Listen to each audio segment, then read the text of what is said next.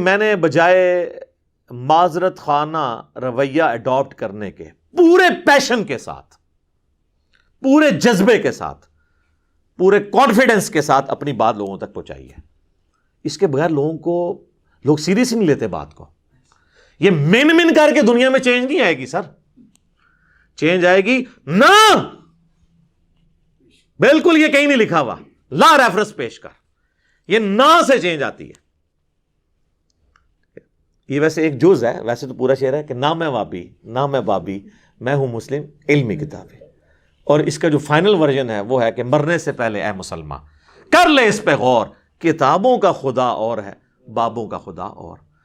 جس کا تعارف کتابوں سے ہوتا ہے نا وہ اللہ اور ہے، اور جو بابے جس کا تعارف کرواتے ہیں وہ اپنے ذوم میں تو اسی اللہ کا کروا رہے ہیں، لیکن وہ تعارف اللہ کا نہیں ہے.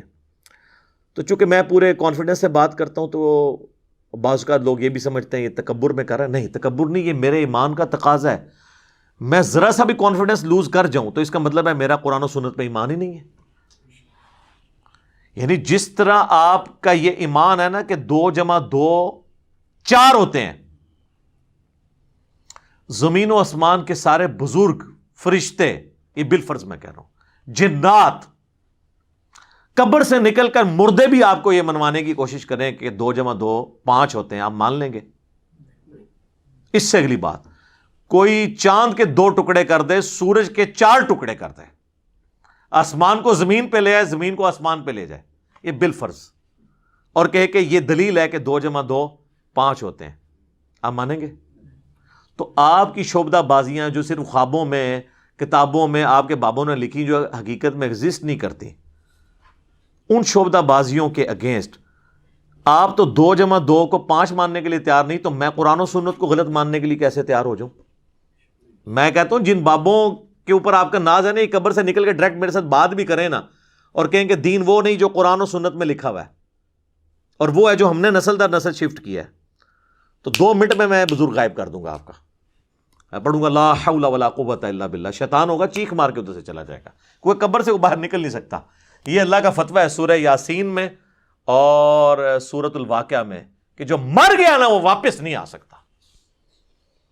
حضرت عیسیٰ علیہ السلام بھی جو مردہ زندہ کرتے ہیں وہ دنیا میں واپس نہیں آتا تھا، وہ وقتی طور پر صرف ان کے نبی ہونے کی گواہی دیتا تھا. اور یہ صرف یہ حضرت عیسیٰ کا ہی معجزہ ہے، چلتا پھرتا نہیں تھا، بس مردہ وہ ہوتا پھر واپس دوبارہ جائے. مردہ نہیں واپس آ سکتا دنیا میں، ناٹ ایٹ آل. کہانیوں میں آپ جتنے مرضی واپس لاتے رہے، وہ ہندوؤں کے پاس بھی بڑی کہانیاں اس طرح کی موجود ہیں. تو چونکہ میں پورے پیشن کے ساتھ بات کرتا ہوں نا، تو اس کے اگینسٹ انہوں نے پتہ کیا گالی ڈیوائس کی ہے، گستاخ ہے، بے ادب ہے، بات کرنے کی تمیز نہیں ہے. واللہ اگر میں قرآن و سنت سے آپ کو حوالے دینا شروع کروں نا اور میں آپ کو بتاؤں نا، تو آپ بڑی بڑی ہستیوں پہ گستاخی کا فتویٰ لگا دیں گے. چلے میں آپ کو حصول برکت کے لیے ایک بات بتا دیتا ہوں. صحیح بخاری میں کم از کم 4 جگہ پہ سیدنا ابو بکر کا خطبہ آیا ہے نبی علیہ السلام کی میت کے اوپر. حدیث کے الفاظ ہیں کہ سیدنا ابو بکر آئے، حجرہ عائشہ میں داخل ہوئے، سلام اللہ علیہا، نبی علیہ السلام کی مبارک چادر آپ کے مبارک چہرے سے ہٹا کر ماتھے پہ بوسہ دیا اور کہا اللہ کے نبی آپ پر اللہ 2 موتیں جمع نہیں کرے گا. ایک موت آپ کو آنی تھی وہ آ گئی، اب آخرت کی ہمیشہ کی زندگی ہے یا نہیں. باہر آ کر خطبہ دینے لگے تو دیکھا سیدنا عمر نے تلوار اٹھائی ہے اور وہ کہہ رہے ہیں کہ جو کہے گا نبی علیہ السلام مر گئے ہیں میں اسے قتل کر دوں گا. تو اسی کا جواب اصل میں سیدنا ابو بکر نے دیا، کیونکہ حضرت ابو عمر سمجھتے تھے کہ رومن اور پرشین امپائر کے گرنے کی پروفیسیز نبی علیہ السلام نے کی ہیں، تو ابھی تو وہ گری نہیں ہے، آپ جا ہی نہیں سکتے. تو جس طرح موسیٰ علیہ السلام 40 دن کے لیے کوہ طور پہ چلے گئے تھے، نبی علیہ السلام بھی وقتی طور پہ گئے ہیں، ڈورمنٹ کنڈیشن میں واپس آ جائیں گے پھر. تو اس کی نفی کی کہ 2 موتیں نہیں ہوں گی. اب آپ کو چونکہ موت آ چکی ہے، اب واپس نہیں آپ دنیا میں آئیں گے، اب آخرت کی زندگی ہے. اور حمد و صلات کے بعد سیدنا ابو بکر نے پہلا جو جملہ بولا پورے کانفیڈنس، پورے پیشن کے ساتھ، وہ پاکستان کے قانون 295C کی جو یہ ایکسپلینیشن مانتے ہیں مولوی، اس میں تو وہ گستاخانہ بنتا تھا. میرے نزدیک نہیں، ان کے نزدیک. اور ہم نے سوشل ایکسپیریمنٹ کیا ہے لوگوں سے پوچھ کے کہ اگر کوئی شخص اس طرح کہے تو لوگوں نے بہت بڑا گستاخ ہے جس نے یہ کہا ہے. تو بعد میں بتایا سیدنا ابو بکر ہے. کیا کہا؟ الا آگاہ ہو جاؤ، من کان یعبد محمدا فإن محمدا قد مات، جو کوئی بھی تم میں سے محمد کی عبادت کرتا ہے یا کرے گا، وہ جان لے کہ محمد مر چکے ہیں، وصال نہیں فرما چکے، مر چکے، مات۔ اور پھر آپ رضی اللہ تعالیٰ عنہ نے ساتھ ہی فرمایا وَمَنْ كَانَ يَعْبُدُ اللَّهَ فَإِنَّ اللَّهَ حَيٌّ لَا يَمُوتُ، اور جو کوئی اللہ کی عبادت کرتا ہے اور کرے گا، وہ جان لے کہ اللہ کو کبھی موت نہیں آئے گی، وہ ہمیشہ زندہ رہے گا۔ اب میرا سوال ہے کہ صحابہ میں کون نبی علیہ السلام کی عبادت کرتا تھا؟ تو یہ فرضی جملہ کیوں بولا؟ یہ ہوتے تو یہ کہتے ہو لے ممبر تو تھلے فرضی جملے بولنا ہے، شرک ختم ہو چکے اور تو سانو فرضی گلاں کرنا ہے، سانو نہیں پتا کہ عبادت کرنی ہے، فرضی جملہ ہے نا۔ ہاں قرآن کی آیت پیش کرنے کا تو رائٹ تھا، وہ آیت بھی پڑھی انہوں نے، انک میت وانہم میتون، سورہ الزمر آیت نمبر 30، اے نبی تمہیں بھی مرنا ہے، تمہارے مخالفین کو بھی مرنا ہے۔ پھر سورہ ال عمران کی آیت نمبر 144 بھی تلاوت کی، وما محمد الا رسول قد خلت من قبلہ الرسل افإن مات او قتل، محمد تو نہیں مگر ایک رسول، اگر یہ مر جائیں یا قتل ہو جائیں اور پاکستان میں یہ وصال فرما جائیں یا شہید ہو جائیں تو کیا تم دین سے الٹے قدم پھر جاؤ گے؟ یہ آیت انہوں نے اپنی بات کے ثبوت میں دی، یہ آیت ہی کافی تھی، اپنا فرضی جملہ کیوں بولا؟ یہ کہتا ہے نا جی حدیث میں الفاظ ہوتے ہیں نہیں، آیت میں نہیں ہے، کیوں بولتا ہے؟ لیکن اس کے مخالف نہیں ہوتے ہیں، اس کو سپورٹیو ہوتے ہیں۔ وہ بولتا ہوں تو جناب آپ کے دماغ میں ڈرل ہوتی ہے نا سر، اس کے بغیر تو سمجھ نہیں آتی۔ میں جب بھی حدیث اسامہ ابن زید والی بیان کرتا ہوں بخاری اور مسلم سے، کہ جب ایک میدان جنگ میں ایک کافر ان کے تلوار کے نیچے آیا تو اس نے اس کو کلمہ پڑھ دیا، پھر بھی انہوں نے اسے قتل کر دیا، اور بعد میں دل میں قلق آیا کہ مجھ سے غلطی ہوئی ہے، نبی علیہ السلام کو خود ہی جا کے بتا دیا کہ یا رسول اللہ اس نے کلمہ پڑھا تھا۔ آپ نے فرمایا اسامہ کیا تو نے اس کو کلمے کے بعد بھی قتل کر دیا؟ کہا یا رسول اللہ اس لیے کہ وہ ڈر کے کلمہ پڑھ رہا تھا۔ آپ نے فرمایا کیا تو نے اس کا دل چیر لیا تھا؟ اسامہ تو کیا کرے گا جب وہ قیامت والے دن کلمہ پڑھتا ہوا اللہ کے حضور تیرے خلاف مقدمہ قائم کر دے گا؟ اسامہ تو کیا کرے گا؟ اسامہ تو کیا کرے گا؟ آپ یہ جملہ ریپیٹ کرتے رہے، حتیٰ کہ حضرت اسامہ کہتے ہیں میرے دل میں خواہش ہوئی آج سے پہلے میں کافر ہوتا، آج کلمہ پڑھ کے مسلمان ہوتا اور میرا یہ گناہ تو کم از کم دھل جاتا۔ تو یہ حدیث کے اندر میں ایک جملہ بولتا ہوں جو اس میں لکھا نہیں ہے، لیکن وہی ہے جس طرح حضرت ابوبکر نے جو کچھ بولا وہ قرآن حدیث میں لکھا کوئی نہیں ہوا تھا، من کان یعبد محمدا فإن محمدا قد مات۔ تو میں کیا جملہ بولتا ہوں کہ حضرت اسامہ نے یہ نہیں کہا کہ جی یا رسول اللہ میں نے دل چیر لیا تھا کیونکہ میرے گھوڑے کے قدموں سے جو خاک اڑے گی اور وہ میرے گھوڑے کے نتنوں میں بیٹھے گی، اس کو بھی کوئی امت کا بڑے سے بڑا بزرگ غوث کتب ولی نہیں پہنچ سکتا، اور وہ تو سارے دل کا حال جان لیتے ہیں، ان کو تو کشف القبور بھی ہو جاتا ہے، تو میں تو ان کا امام ہوں، جی یا رسول اللہ میں نے دل چیر کے دیکھ لیا تھا، میرے سے تو کوئی چیز چھپی نہیں رہی، مجھے تو علم غیب بھی ہے۔ یہ جو میں انالیسس کرتا ہوں نا، یہ اصل میں ان کے دماغ میں کرتا ہے ڈرل، جنہوں نے ہدایت لینی ہے، اور جو گمراہی پہ تلے ہیں نا ان کو یہ تلوار کی طرح ان کے دل پہ جا کے لگتا ہے، وہ تو کہتے ہیں جناب یہ تو شکل بھی نہیں ہم نے دیکھنی، ہے ہی گستاخ ہے۔ سر آپ نے حضرت ابوبکر کے ساتھ بھی یہی کچھ کرنا تھا، اگر آپ کو یہ بتایا نہ جائے کہ ان کا خطبہ ہے، کیونکہ آپ لوگوں نے تو کہانی کرائی ہے کہ نبی علیہ السلام کو زندہ دفنایا گیا۔ جی وہ آپ کو جب دفنا رہے تھے اس وقت بھی ہونٹ ہل رہے تھے اور امتی امتی کی آوازیں آ رہی تھی۔ جی یہ دیوبند مدرسے کے بانی قاسم نانوتوی نے اپنی کتاب آب حیات میں لکھا ہے، یا تو نبی والی کتاب میں، وہ صحابہ جنہوں نے اپنی جانیں دی ہیں حضور کو بچانے کے لیے، انہوں نے زندہ آپ کو دفنا دیا۔ ظاہر ہے پھر ہونٹ تو پھر اگر ہل رہے تھے، آخرت کی زندگی میں تو ہونٹ نہیں ہلتے، آخرت کی زندگی میں تو سانس بھی نہیں ہوتا، آخرت کی زندگی میں ٹوائلٹ بھی نہیں ہوتا، یہ تو ساری دنیاوی زندگی کی چیز ہے۔ اور عباس رضوی صاحب جو بریلوی عالم ہیں، انہوں نے حیات النبی پہ کتاب لکھی، جو امام بیہقی کی کتاب ہے نا حیات الانبیاء فی قبورہم، اس کی شرح لکھی انہوں نے۔ تو اس میں انہوں نے آب حیات کے اس جملے کو کوٹ کر کے کہا کہ تم لوگ جو ہے نا وہ اس کو قاسم نوتوی کو کچھ نہیں کہتے ہیں، ہمارا کم از کم یہ والا عقیدہ نہیں جو دیوبندیوں کا ہے، ہم کہتے ہیں کہ حضور فوت ہو گئے۔ تو انہوں نے حیات النبی پہ ان کو بھی ٹانٹ کیا ہے کہ ان کا جو حیات النبی ہے ہم سے بھی زیادہ غلو پہ مبنی ہے، یہ خالی میں نے نہیں گرفت کی ہے۔ تو علمی طریقے سے معاملات کو لے کے چلیں. اب یہ میں نے یہ ساری باتیں کوئی پوائنٹس میں لکھی نہیں ہوئی تھی, یہ تو میں پھر 2-3 گھنٹے بولتا رہوں گا, باتیں ختم نہیں ہوں گی, لیکن جو میں سمجھتا ہوں نا ضروری میں اس کو ساتھ ساتھ کلیئر کروں تاکہ آپ کو یہ بات سمجھ آ جائے کہ یہ گستاخی اور جو بے ادبی کا فتویٰ لگاتے ہیں نا یہ خام خواہ ہے. حالانکہ آپ لوگ گواہ ہیں, میں ہمیشہ اعلیٰ حضرت امام احمد رضا بریلوی صاحب کہتا ہوں, حالانکہ مجھے کئی لوگوں نے کہا اعلیٰ حضرت کیوں کہہ رہے ہیں, پھر کیا فرق پڑتا ہے؟ اگر اعلیٰ حضرت لفظ سن کے کوئی بندہ توحید ماننے کے لیے تیار تو میں جناب 10 دفعہ اعلیٰ حضرت کہنے کے لیے تیار ہوں, ٹھیک ہے, ان کے بقول ہے نا, کیا فرق پڑتا ہے؟ میں نے ہمیشہ کہا اشرف علی تھانوی صاحب, تو کیا یہ بریلوی علماء کہتے ہیں؟ دوسروں کو یہ کہتے ہیں مرحوم, اپنے کو کہتے ہیں رحمت اللہ علیہ, یہ انہوں نے نام رکھے ہوئے.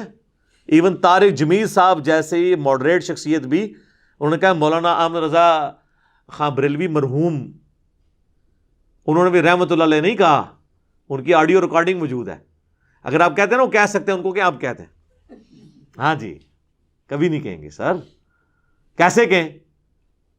وہ میں آپ کو اینڈ پہ بتاؤں گا کیوں نہیں کہہ سکتے, وہ میں نے آخر میں رکھا ہوا ہے, 5واں مقدس جو جرم ہے وہ میں اینڈ پہ آپ کو بتاؤں گا.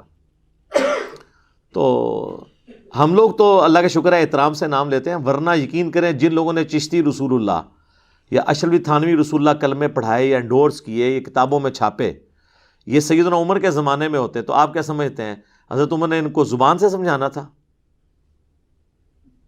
تو میں حضرت عمر سے 1 کروڑ گنا کم اپنے مزاج میں سخت ہوں, حالانکہ ان کو نبی علیہ السلام کی صحبت بھی ملی تھی, اس کے باوجود ان کی طبیعت کی سختی نہیں گئی. تو میں نے تو آج تک تلوار نہیں سونتی, تو میری نرمی بہت زیادہ ہے ان سے. یہ میں آپ کو ایک علمی بات کر رہا ہوں, آپ یہ نہ کہ کل کو کوئی کہہ دے کہ میں نے اپنا مرتبہ ان سے بڑھا دیا ہے. میں آپ کو فرق بتا رہا ہوں کہ ان کی سختی ایکسیپٹ کی ہوئی ہے نا آپ نے, تو میری تو سختی ہے بھی نہیں ہے. آپ ذرا میری طرح کام تو کر کے دیکھیں, پھر آپ کو پتہ چلے گا میں تو سب سے نرم بندہ ہوں, اور گستاخانہ عبارتوں میں جتنے لوگ بول رہے ہیں نا سب سے نرم میں ہوں. میرے زیادہ نرم بندہ آپ کو ملے گا نہیں کوئی. اور ٹی وی پہ آ کے لوگ بڑے بڑے نرم انداز میں بات کرتے ہیں, آپ الگ سے ان کی ذرا ویڈیوز دیکھ لیں, وہ لیک ہوتی ہیں تو پھر آپ کو پتہ چل جاتا ہے کہ کس قسم کی ویڈیوز ان کی لیک ہوتی ہیں. یہ پچھلے دنوں ہمارے ایک بابا جی کی ویڈیو نہیں تھی لیک ہوئی, بادشاہی مسجد جو دیوبندیوں کے پاس ہے, چونکہ بریلوی دیوبندی اور اہل حدیث دونوں کو وہابی کہتے ہیں. تو اذان مغرب شروع ہوئی مزار اقبال پہ, یہ 9 نومبر 2020 کی بات ہے, ویڈیو ریکارڈ موجود ہے. تو انہوں نے کہا جی اٹھو جی چلو جی, انہاں دی کیڑی جان ہے, اے دے سوراں دے سور نے. کہنا انہاں بڑیاں تے اخلاص منگو تو بڑے بڑے لوگ ان گداواں نو خیر پا ہی دیں گے. چلو جی چلیے, او بھابیاں دی اذان اے تے کڑا دے اے تے سور دے سور چل چلیے.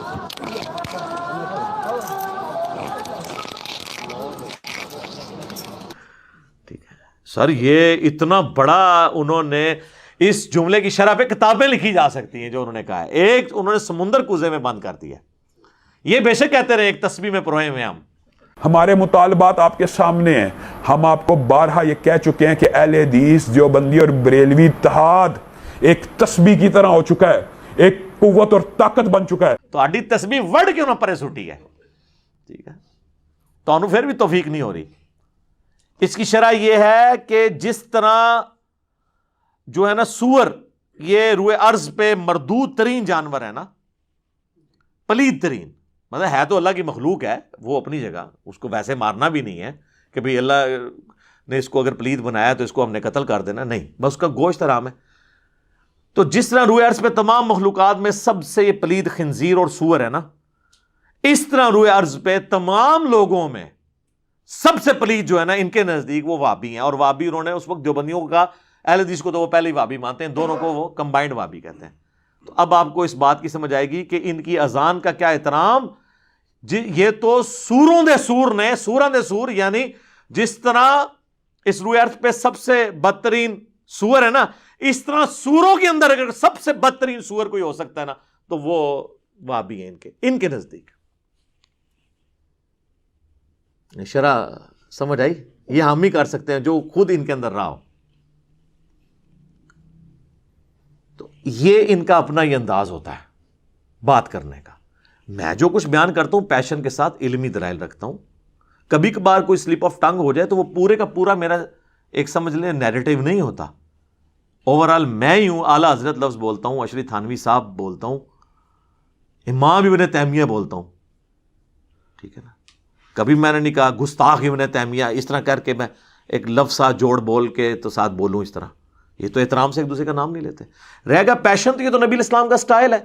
صحیح مسلم میں حدیث ہے, اور یہ حدیث امام جعفر نے روایت کی ہے امام محمد باقر سے, جو محمد بن علی بن حسین بن علی ہیں, یعنی حسین ابن علی کے پوتے, امام زین العابدین کے بیٹے. اور انہوں نے جابر بن عبداللہ سے کہ نبی علیہ السلام جب کبھی بھی ممبر پر چڑھتے تو آپ علیہ السلام جب تقریر کرتے تو آپ کی آواز بلند ہو جاتی, غصے میں اضافہ ہو جاتا, آنکھیں سرخ ہو جاتی, جس طرح کوئی جرنیل اپنی فوج کو تیار کر رہا ہو.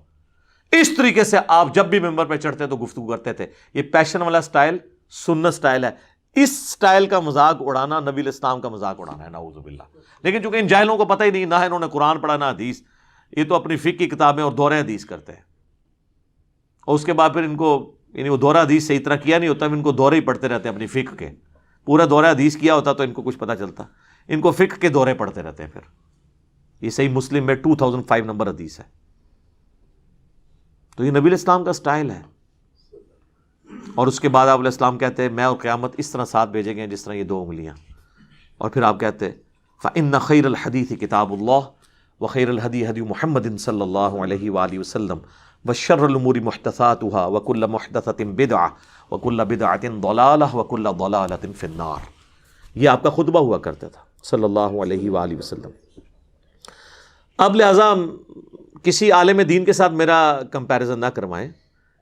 کروانا ہے آپ نے پیشن کا تو ڈاکٹر اسرار صاحب سے کروائیں, تو آپ کو وہاں پہ بھی یہ سٹائل نظر آئے گا. رہ گیا میرے موضوعات, تو وہ تو دنیا میں کسی نے ان موضوعات کو ٹچ نہیں کیا, کیونکہ اس کے ساتھ تو بہت بڑی دنیاوی نقصانات, ایون جان کا نقصان جوڑا ہوا ہے.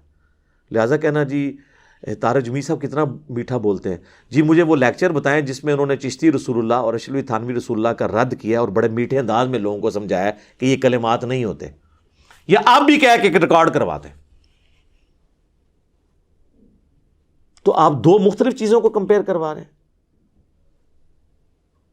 آپ گولف کے بال کا مقابلہ کرکٹ کے بال کے ساتھ کروانا چاہ رہے ہیں, ان کے ٹاپکس ہی نہیں ہیں. چلیں آپ خود کر کے بتا دیں ذرا, پھر آپ کو پتہ چل جائے گا آپ کے ساتھ جو ہوگی کتنا عرصہ آپ سروائیو کریں گے. تو میں تو اللہ کا شکر ہے پھر بھی بڑا نرم ہوں. اور اگر یہ علماء مجھے مخلص ہوتے نا سمجھانے میں, تو ہوتا یوں کہ میرے پاس آتے اکٹھے ہو کر بریلوی علماء اور مجھے کہتے ہیں کہ دیکھیں آپ تھوڑی سی یزید کے معاملے میں نرمی کریں, آپ ہر معاملے میں اہل حدیث کو یزید والے مسئلے میں اتنا رگڑا لگاتے ہیں, ان کے بیچاروں کے چڑیا جتنے دل دکھ جاتے ہوں گے, آپ بار بار یزید کو کنڈیم کرتے ہیں, بار بار. ہاں ٹھیک ہے ہم بھی مانتے ہیں کہ یزید نے برا کام کیا, لیکن اہل حدیث ہمارے بھائی ہیں, ان کے دل دکھتے ہوں گے. آپ یزید والا ٹاپک چھوڑ ہی دینا. یہ کہیں گا کبھی کوئی بریلوی کیا کہے گا, منڈ کے رکھو انہوں نے, چک کے رکھو کام, انجینئر صاحب چک کے رکھو. یہی لکھا ہوتا ہے کامنٹس میں, کام چک کے رکھو. آج تک مجھے کسی اہل حدیث نے نہیں آ کے کہا کہ دیکھیں آپ علی بھائی ہر دوسرے لیکچر کے اندر آپ یہ کہتے ہیں کہ مرے ہوئے بزرگوں کو پکارنا شرک ہے, یہ قبروں پہ مزارات نہ بنائے جائیں, یہ بدعات ہیں. توحید کے اوپر آپ اتنا زور لگاتے ہیں, مزارات کی مذمت کرتے ہیں, ہر دوسری ویڈیو میں کہتے ہیں رفع الیدین کے ساتھ نماز پڑھو, یہ سنت طریقہ ہے. تو ہمارے حنفی جو بریلوی اور دیوبندی بھائی ہیں, ان کے چڑیا جتنے دل دکھ جاتے ہیں, آپ کو کیا ضرورت ہے رفع الیدین پہ بات کرنے کی؟ آپ چپ کر کے بس اپنا ایک بات کریں, ان کے دل دکھ جاتے ہوں گے. کبھی نہیں کوئی, اللہ کے فضل سے اس کے بعد بھی کوئی نہیں آ کے سمجھائے گا. میں تھوڑی بوتھیے تو اندازہ لا لیں گے, تسی ایکٹنگ پہ کر دے ہو یا تسی اندروں پہ بول دے ہو, پتہ لگ جاتا ہے. منو زیادہ کون تمہیں پچھان سکتا ہے, بلکہ سونگ کے بھی دس دیں گا. آپ نہیں مطلب سونگ کے بتا نہیں دیتے. آپ مجھے بتائیں ایک بندہ آپ کے سامنے آئے جس کے بال بکھرے ہوں, اتنی لمبی داڑھی ہو اور آدھی پنڈلی تک اس نے شلوار اٹھائی ہو, تو آپ کو وہم بھی آئے گا کہ یہ بریلوی ہے؟ ہاں. اسی طریقے سے ایک بندہ جو ہے خوبصورت سی ایک مٹھی کے برابر بالکل گول کر کے داڑھی اور ایک سخت سی ٹوپی اس نے پہنی ہو اور مجھے صاف کی ہوں, آپ کو یہ وہم بھی آئے گا کہ یہ جو ہے وہ اہل حدیث ہے؟ آپ کہیں گے دیوبندی تبلیغی ہے. ٹھیک ہے, تو وہ سب کو پتہ چل جاتا ہے شکل و صورت سے، لہٰذا وہ آپ کی بھی سونگنے کی حصہ اللہ کے فضل سے بہت زیادہ ہے، عام لوگوں کو بھی پتہ ہے۔ تو یہ آج تک کسی نے آ کے مجھے نہیں کہا، تو میں تو اللہ کا شکر ہے کہ میں علماء کے اصول اور مبادی کے اوپر ہی ان کو سمجھاتا ہوں، اس سے بہتر دنیا میں کوئی طریقہ نہیں ہو سکتا، اور یہ قرآن نے ہمیں سکھایا ہے، تعالوا الی کلمۃ سواء بیننا و بینکم، یہود و نصارہ کے ساتھ بھی آپ کامن ٹرم کے اوپر اکٹھے ہو سکتے ہیں۔ سورہ آل عمران کی آیت نمبر 64 ہے۔ تو میں کامن ٹرم پہ اکٹھا ہوتا ہوں، میں بریلویوں سے کہتا ہوں کہ دیکھو میں خود 31 سال بریلوی رہا، مجھے بچپن سے یہ چیز بتائی گئی کہ دیوبندیوں کے امام نے اشرف علی رسول اللہ کلمے کو انڈورس کیا تھا، لہٰذا یہ گستاخ رسول ہیں۔ تو میرے بھائیوں میں یہ مانتا ہوں، آپ بھی مانتے ہو؟ کہتے ہیں جی مانتے ہیں۔ تو اب تو یار وہ چشتی رسول اللہ نکلا ہے حشر بہشت میں، تو ہونا تو چاہیے کہ جناب چاہے اشرف علی تھانوی رسول اللہ یا چشتی رسول اللہ ہے، دویاں دی ایسی تھی تیسی۔ تو کہتے ہیں نہیں وہ پوچھیں گے، تو اس کے بعد کیا ہے، دو نمبری کر رہے ہیں، اپنے آپ کو دھوکہ دے رہے ہیں، ان کو نہیں پتا۔ یہ میں کٹر لوگوں کی بات کر رہا ہوں، باقی تو لوگ قبول کر لیتے ہیں، ہماری دعوت سب سے زیادہ بریلویوں نے قبول کی ہے، اس سے بہتر کوئی اصول اور مبادی نہیں ہے۔ میں دیوبندیوں سے کہتا ہوں کہ میرے بھائیوں آپ کا کیا جھگڑا ہے بریلویوں کے ساتھ، دونوں حنفی، دونوں ایک ہی روحانی باپ کی اولاد، فقہی طور پہ مسئلہ کیا ہو؟ کہتے ہیں یہ مشرک ہیں، قبروں سے ان کے بڑے غلط عقیدے ہیں۔ تو میں کہتا ہوں میرے بھائی یہ تو آپ کے بھی جو سوانح قاسمی کے اندر لکھا ہوا ہے کہ قاسم نانوتوی جنہوں نے مدرسہ دیوبند بنایا تھا، وہ اپنے مرنے کے 6 سال کے بعد خواب میں نہیں بیداری میں قبر سے نکلے، دیوبند کے 2 مولویوں کی صلح کروا کے واپس قبر میں چلے گئے ہیں۔ اب ہونا تو یہ چاہیے کہ جناب ہونا بھی لکھا ہے تو وہ بھی ہوئی کچھ سن، لیکن جن کو ہدایت ملنی ہے وہ کہہ دیتے ہیں ٹھیک ہے۔ اہل حدیثوں سے میں کہتا ہوں میرے بھائیو آپ کو کیا مسئلہ ہے؟ وہ کہتے ہیں دیکھیں جی ہماری تو ہر چیز بخاری مسلم میں لکھی ہے، نماز کا طریقہ دیکھ لیں، فلاں چیز دیکھ لیں۔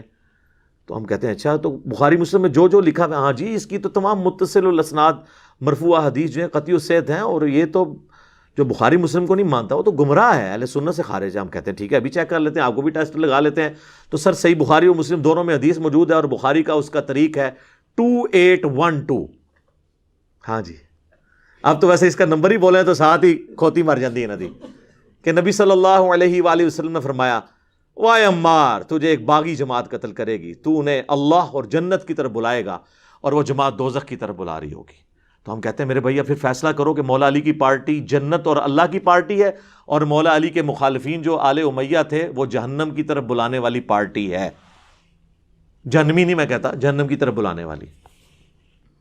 ساتھ ہی وہ بخاری مسلم کا بخار محبت ختم، یہ حدیثیں نہیں بیان کرنی چاہیے۔ ہم کہتے ہیں سر مسلم کا آپ مقدمہ پڑھیں، صحیح مسلم کے مقدمے میں لکھا ہے، امام مسلم میں نے خود لکھا ہے کہ میں تو عوام الناس کے لیے حدیثیں لکھ رہا ہوں، تم کہہ رہے ہو وہاں میں بیان نہیں کریں گے، تو چلیں مسلم کی آپ کو حدیث بیان کر دیتے ہیں، کریں جی۔ مسلم شریف میں 4776 نمبر حدیث ہے کہ عمر بن عاص خانہ کعبے کے سائے میں بیٹھے ہوتے ہیں، عبداللہ بن عمر بن عاص، اور ایک تابعی آ کے ان سے کہتا ہے عبد الرحمن بن عبد رب کعبہ، جب وہ حدیث بیان کرتے ہیں کہ امیر کی اطاعت کرنی ہے، تو کہتے ہیں یہ آپ نے اللہ کے نبی سے خود سنا تھا ان کا، میں کعبے کے سائے میں بیٹھا ہوں، میرے کانوں نے نبی علیہ السلام سے یہ خود سنا تھا کہ اطاعت امیر کرنی ہے، میری آنکھوں نے حضور کو دیکھا، میرے دل نے آپ کی بات یاد رکھی۔ تو انہوں نے کہا پھر اگر یہی بات ہے تو آپ کے چچا کا لڑکا معاویہ ابن ابی سفیان، چلے ہم تو احترام سے نام لیں گے، رضی اللہ عنہما، جو ہمارے امیر ہیں اس وقت، وہ تو ہمیں حکم دیتے ہیں کہ ہم لوگوں کو ناحق قتل کریں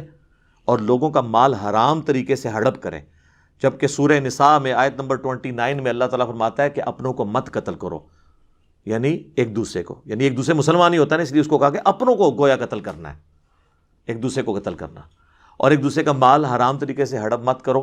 اب ہمیں بتائیں ہم اللہ کی بات مانیں کہ یا معاویہ کی بات مانیں؟ تو وہ خاموش ہو جاتے ہیں۔ ان کا تو خیال ہے خاموش ہو کے انہوں نے کہا ہوگا تجھے ایران سے فنڈ آتا ہے، کہیں تو انجینئر کی ویڈیو تو نہیں دیکھتا، تو نے کہیں ڈائریکٹ تو نہیں حدیث پڑھ لی؟ تو وہ سر اٹھا کے کہتے ہیں کہ جن کاموں میں معاویہ تمہیں اللہ کے حکم کے مطابق چلاتا ہے اس میں ان کی اطاعت کرو، اور جس میں وہ مخالفت کرے تم اس کی نافرمانی کرو۔ یہ حدیث جب ہم مسلم سے بیان کرتے ہیں تو یہ ماننے کے لیے تیار ہو جائیں گے، اور اس سے بڑی حدیث صحیح مسلم کی 240، علی سے محبت نہیں رکھے گا مگر مومن، علی سے بغض نہیں رکھے گا مگر منافق۔ بغض علی کی جتنی شکلیں ہیں وہ منافقت کی اولین علامتوں میں سے ایک علامت ہے۔ بس آپ یہ حدیث کسی سنی کی مسجد میں لگا کے دیکھیں، تو شام تک وہاں پہ گڑبڑ شروع ہو جائے گی، چاہے وہ بریلوی ہو، دیوبندی ہو، اہل حدیث ہو، کیونکہ انہیں پتہ چل جائے گا کہ بھئی یہ تو کسی اور پلیٹ فارم سے بول رہا ہے، حالانکہ مسلم شریف ہمارا ہی پلیٹ فارم ہے، بخاری ہو مسلم، یہ دونوں ہمارے ہی پلیٹ فارم ہے۔ تو اس کے اوپر مجھے بتائیں اب اہل حدیث کو کیا غصہ کھانے کی ضرورت ہے؟ اسی طریقے سے اہل تشیع کی طرف آ جائیں، وہ تو خود اس چیز کا رونا روتے ہیں کہ آل امیہ کے دور پہ میں سیدنا علی پر ممبروں سے سب و شتم ہوتا تھا، تو تم نے وہی کام شروع کر دیا۔ میرے پاس تو کوئی شیعہ آتا، میں کہتا ہوں میرا تم سے بنیادی اختلاف یہ ہے کہ تم معاویہ کے ٹریک پہ اور میں علی کے ٹریک پہ ہوں۔ علی نے تو اپنے مخالفین کے لیے دعائیں بھی کی، ان کے جنازے بھی پڑھائے، اور اپنے ہاتھوں سے ان کو دفن بھی کیا، ان کی لاشیں اٹھائیں، ان پہ گریہ کیا،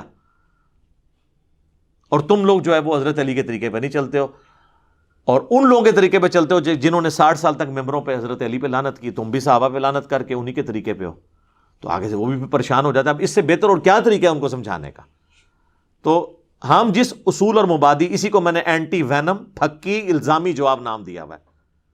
جیسے کوبرا سانپ کاٹ جائے نا تو اس کا علاج پھر کوبرے کے زہر سے ہوتا ہے، اسے کہتے ہیں وینم کا علاج اینٹی وینم، جو اس کے زہر سے بنتا ہے۔ تو میں اسی اصول کے اوپر ان کو جواب دیتا ہوں، اسے میں اینٹی وینم کہہ دیتا ہوں، پنجابی میں اسے پھکی کہہ دیتا ہوں، اردو میں اسے کہا جاتا ہے الزامی جواب، کہ ہاں بھئی اب اس پہ اگر یہ بات ہے تو تو بھی مانا، تو یہ کسی کو برا نہیں لگنا چاہیے۔